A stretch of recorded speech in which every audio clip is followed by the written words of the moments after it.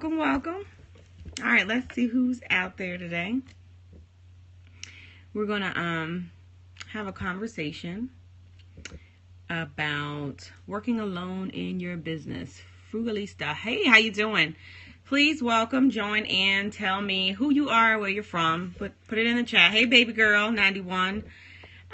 So glad that you are joining. Make sure that you share this out.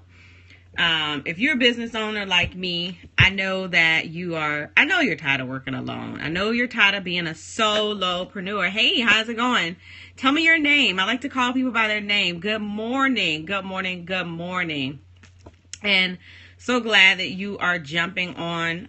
Love to have coffee and conversation. So I got my coffee. But yeah, so today I want to spend a little time talking about, are you tired of working in your business alone? Hey, how you doing? So yes, I'm tired. So my question is, hi Charlotta. Hi sweetie. The question is, what's holding you back from growing your team? What's holding you back from hiring your first employee or first contractor? So got to get all these, other individuals out. But anyway, so good morning. So yeah, so what's the obstacle from helping you to build your team? Because this is what it's really all about. One of the things that I've heard in the past is you can only get so far alone. And I just read a quote earlier that says, if you want to go fast, go alone. If you want to go far, go together. And so you can only do so much in your business by yourself. You can only make so many phone calls by yourself. You can only send out, so many emails, post so much on social media by yourself.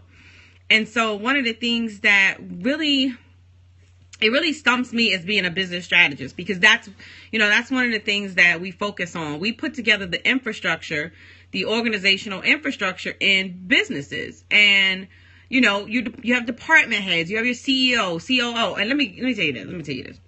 It kills me how everybody is naming themselves as CEO of their business, but they the only person. Like, you're a solopreneur. And it's okay. You have to start where you are. I get that. But you've got to start building. And so one of the things that I talked about yesterday is the importance of duplication, right? So you heard me talk about network marketing. For you guys that are on, you've heard of network marketing before. We talked about the importance of duplicating yourself. So basically finding somebody that can do the same task that you do very well. And so here's what I find, though. One of the first persons that are hired in organization is a virtual assistant. How many of you out there have a virtual assistant? If you're in Periscope, I want you to type a 1. If you're out there on Facebook, just comment below the video if that's the first person that you hired. Not saying that it's right or wrong, but are they duplicating your revenue generating activities? And that's what it's all about. You should be spending your time on activities that's going to make you money. One of the things that we know in our organization and with our clients that make money is picking up that telephone. So who do you have that's picking up the telephone, making calls outside of yourself, right? And so I find that we struggle with identifying who's going to be the first person that we hire. So you really have to look at where you spending most of your time. Like, are you building sequences in your business and that's where you spending most of your time? And if that's what you find yourself doing, then you might want to think about a technology person, right? If you find yourself on Canva, and I know that it's a lot of people, y'all see my lips, that's when I get serious, right? But I know it is so many of you out there spending time on Canva, designing your own graphics, images. Is that really making you money? And some of you are. Hey, thanks for joining. Make sure that you swipe and share to your platforms to someone else that could use this message. But let's get back to this Canva conversation and PicMonkey.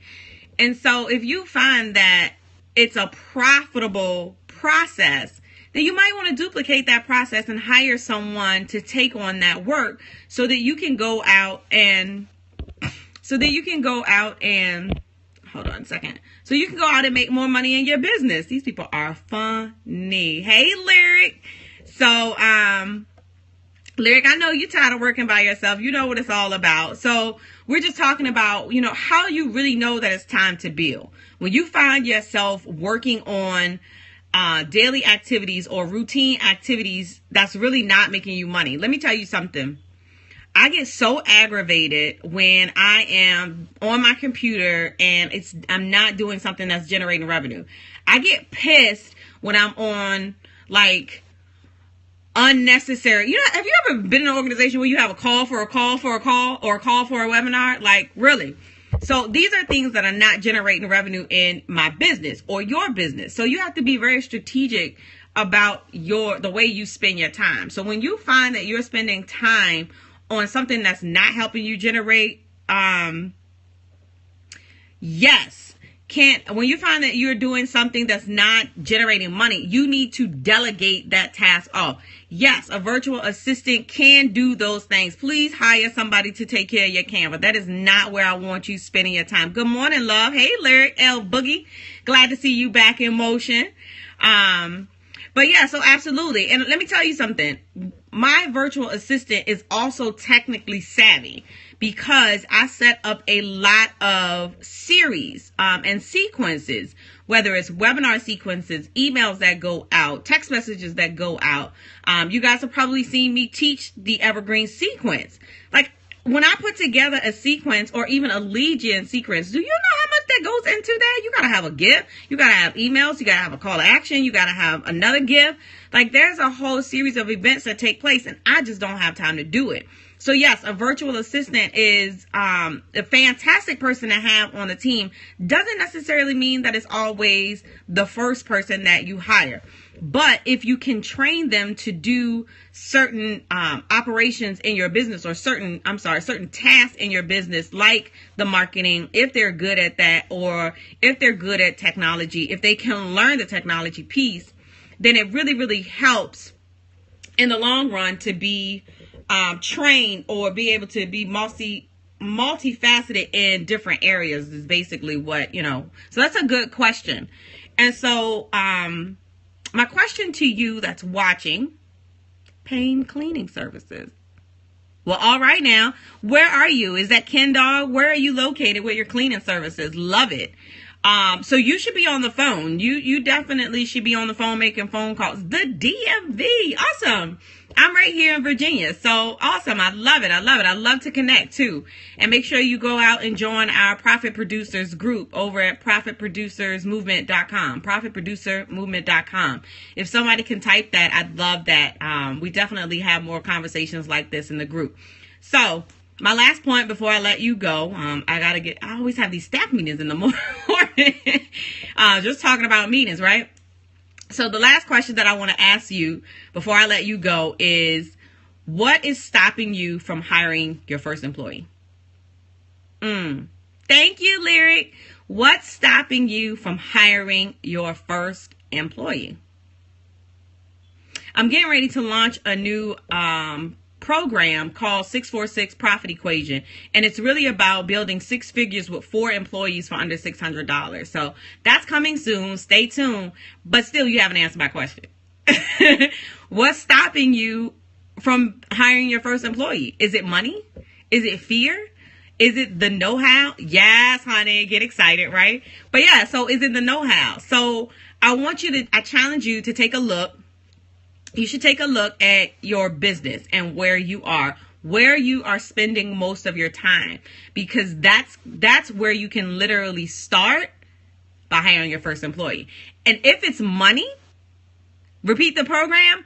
It's the 646 profit equation. It's the equation of building a 6-figure business with 4 employees for under $600.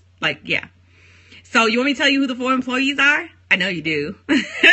So the 4 employees are your marketing department, your technology department, you have a copywriter, and you should always have a virtual COO, or you should have a COO.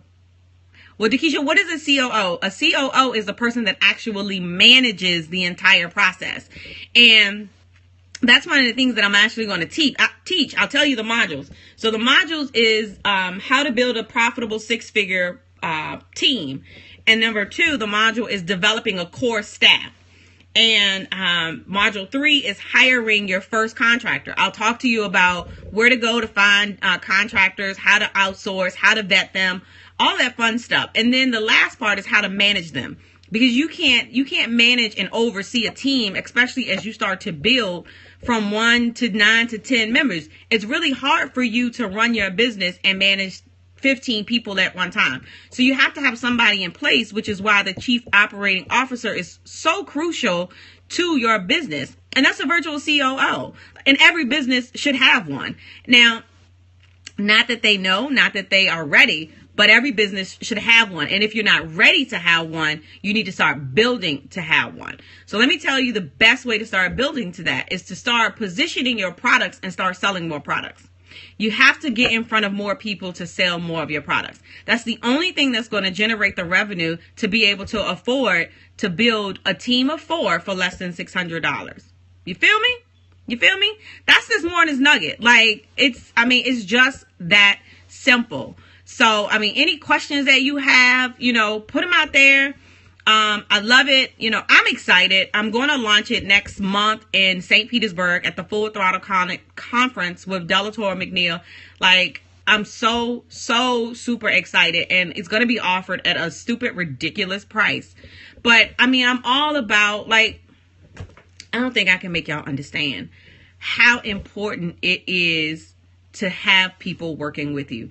You literally cannot do everything in your business by yourself. Like, I can't express that, anymore and be so sincere about it. So I really want you to start thinking about who are your first 4 people that you're going to hire. You got to start budgeting for that. And you know me, I like to talk money. I'm the profit producer. So it's all about generating revenue so you can put back to your bottom line profit, right? Oh my Lord, have mercy. Really? Bye. You need to come to New Jersey? Well, you need to put together 25 people and bring me to Jersey. It's the train ride. We train ride away. Like, we could totally make that happen. So make it happen. You know where to find me. But anyway, I love the little trolls. They are so aggravating. But yeah, so this is what it's all about. In 2017, I want you guys to get ready to build your team. You gotta get ready to build your team. Listen, October, November, December, the 4th quarter. You should be setting yourself up for 2017. Yeah, we can still close out this year, but you need to be setting yourself up for 2016. So this is today's message. Are you tired of working in your business all by yourself? Are you tired of working alone? Are you tired of being a solo-preneur? You tired of being a solopreneur. So listen, connect with me on Facebook. It's Dakisha Chambliss, Dakisha C. Williams. I think it's facebook.com/Dakisha. So find me on Facebook, send me, add me on there. Would love to connect with you to have a deeper conversation about, the 646, how you can have the 646 in your business. So my website is visionsconsulting.com. It's visionsconsulting.com. So it's been a blessing to share.